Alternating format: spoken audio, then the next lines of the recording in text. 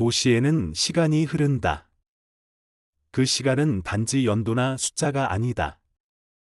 그것은 벽에 새겨진 손때이고 발코니 난간에 걸린 화분이고 오래된 놀이터의 낡은 그네다. 그렇게 살아온 자국들이 도시 곳곳에 쌓이면 우리는 어느 순간부터 그 공간이 늙어가고 있다는 것을 느낀다. 그리고 마침내 그 말이 입 밖으로 나온다. 이제는 다시 지어야 하지 않을까요? 그 말은 조용히 퍼져나가고 사람들은 하나둘 관심을 보이기 시작한다. 설명회를 열고 추진위원회를 만들고 의견을 나눈다. 그러나 누군가는 묻는다. 그런데 우리 단지는 재건축이 가능한 곳인가요? 그 질문 앞에서 사람들은 막막함을 느낀다. 누가 가능하다고 말해줄 수 있는가? 어디까지가 되고 어디부터는 안 되는가? 이 기준이라는 단어는 분명하지만 현실에서는 그리 간단하지 않다. 재건축이 가능한 단지와 그렇지 않은 단지를 나누는 기준은 겉으로는 분명하다. 법령은 명확한 절차와 요건을 정해두고 있다. 노후도, 구조 안전성, 경제성, 주변 여건, 여러 수치와 항목들이 리스트처럼 정리되어 있다. 하지만 그 리스트만으로는 사람들의 마음을 납득시키기 어렵다. 단지 오래되었다고 다 되는 것도 아니고 깨끗해 보인다고 다 안 되는 것도 아니다. 그러면 진짜 기준은 무엇일까? 첫 번째 기준은 별표 시간이 아니라 피로감 별표이다.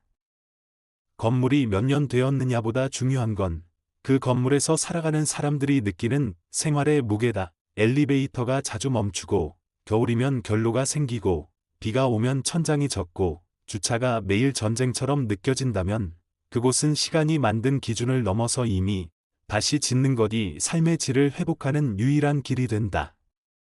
그래서 어떤 단지는 외관상 그리 낡아 보이지 않아도 사람들의 고통과 피로가 극에 달해 있어 재건축이 절실하다.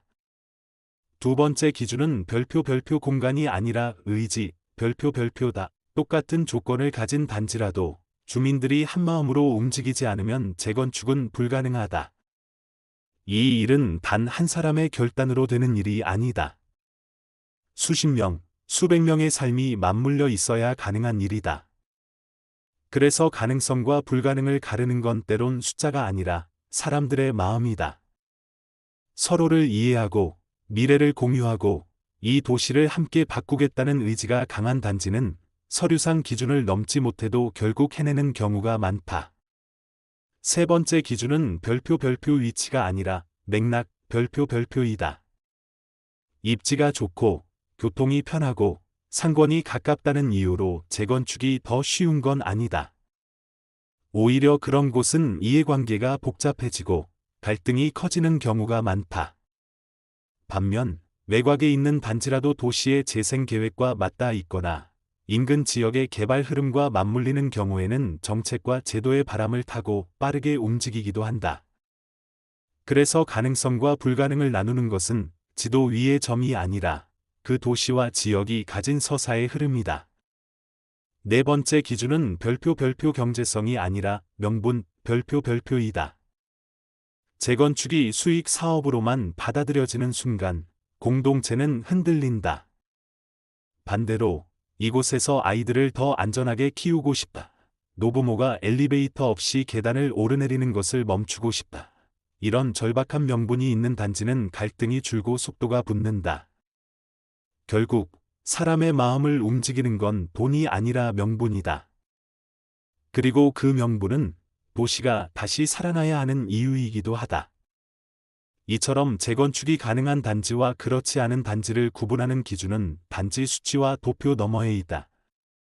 그것은 도시가 스스로에게 묻는 질문이기도 하다.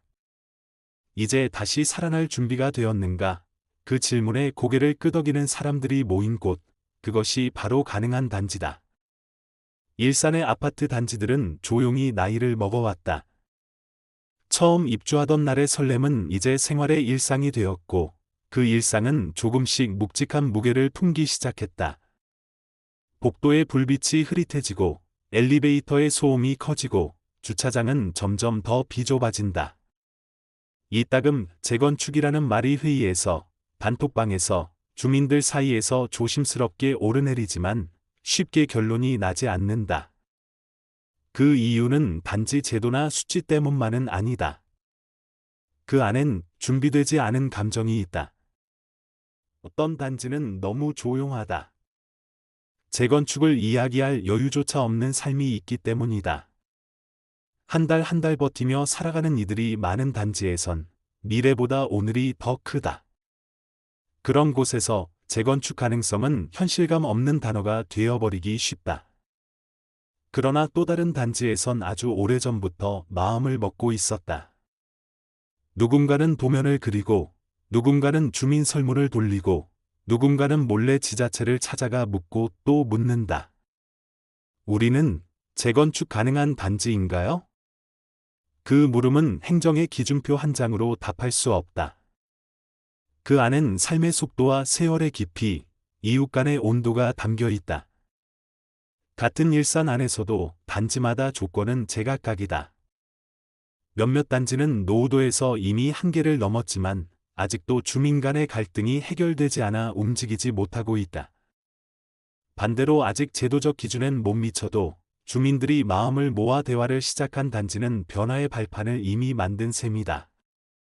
그래서 재건축이 가능한 단지와 그렇지 않은 단지를 나누는 진짜 기준은 이 도시가 무엇을 준비했는가에 있다.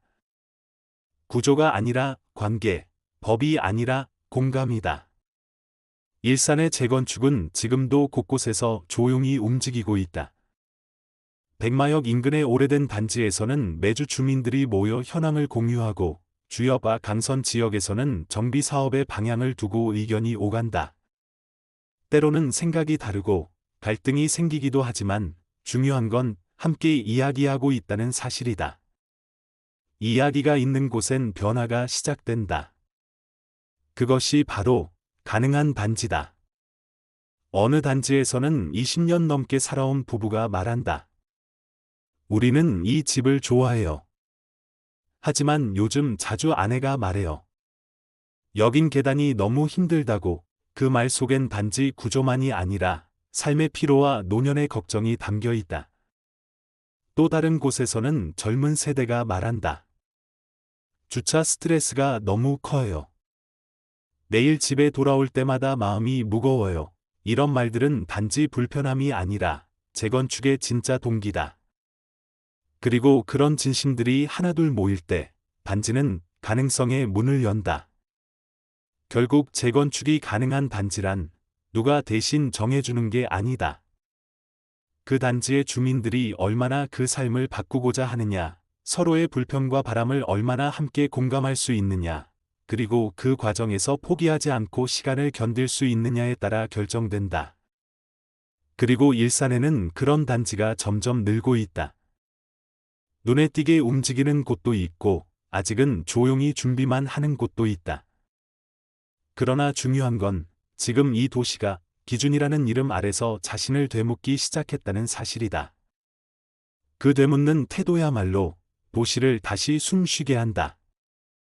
향후 10년, 이 도시는 조금씩 모습을 바꿀 것이다. 어떤 곳은 천천히 리모델링의 길을 택하고, 어떤 곳은 과감히 재건축을 추진하며, 또 어떤 곳은 주민들의 의지에 따라 다른 선택지를 고민할 것이다.